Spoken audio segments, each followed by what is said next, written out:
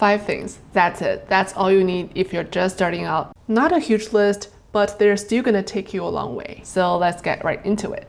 First off, Sketchbook. For Sketchbook, I like something that can open up completely with both sides laying flat on the surface. You don't want something that only one side of it can lay flat at a time. You're not gonna be able to draw in these ones. I also used to use these ones with spinals, but I stopped using these as well because one, I cannot really draw on the opposite side of the sketchbook.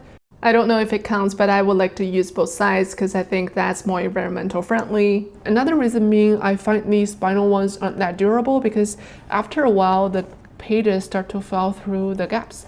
So speaking of durability, I would recommend you get something that has a hardcover because these things gonna get beaten up over time and we probably want to store them for years to come. So although they can be a little bit pricier upfront, but I think it's a worthwhile investment. In terms of sizes, it doesn't really matter, but I would recommend you start with smaller ones. Reason being, with these smaller ones, you can fill up one page or one spread pretty quickly. You can constantly get that sense of accomplishment, which can motivate you to do even more.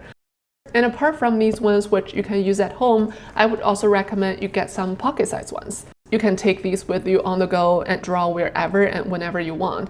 It's a great way to build drawing into a habit. You know, it's not something you can only do when you have dedicated time or space.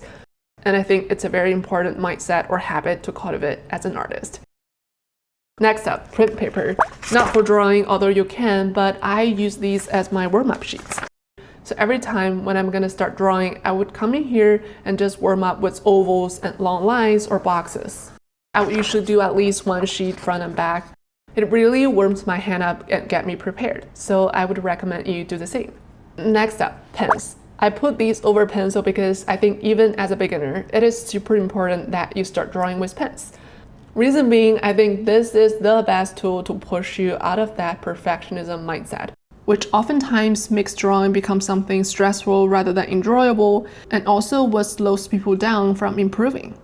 But with these ones, obviously you cannot go back and erase, and you will keep making mistakes. It may feel very intimidating and uncomfortable in the beginning, but after a while you will get used to it.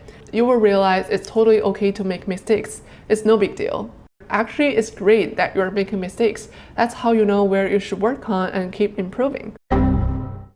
And of all the pens you can choose from, I would recommend you start with these big ballpoint pens. I got these from my office, so don't judge me for doing that, but these are super affordable and they last forever. These are great for beginners because these are still somewhat forgiving. You can still do it ever so lightly in the beginning, and once you feel more comfortable, you can commit to it. The only thing that may be a little annoying with these ones is that they do get built up on the tip pretty quickly, so you do need to clean those off regularly. I still do a lot of studies with these ballpoint pens, really can't recommend them enough. But if you still want to use pencil, I would recommend these mechanical pencils. Either 0.5 or 0.7 would work. The reason I prefer these over the traditional graphite pencil is obviously I don't need to sharpen these. I'm a lazy person, so whatever has the least friction works best for me. I would usually fill these up with a bunch of lead refills all at once, and they last a long time. But of course, these graphite pencil works great, and you just need a pencil sharpener with it. However, I don't think you need to get a full set, because you're gonna get so confused with all these different hardness levels, which was exactly what happened to me, so I would recommend you save those for later. Just start with HB and it will be sufficient enough. And last but not least, erasers. I would recommend these kneaded erasers because they don't leave residuals. You can change it into however shape you want and then clean off really small areas.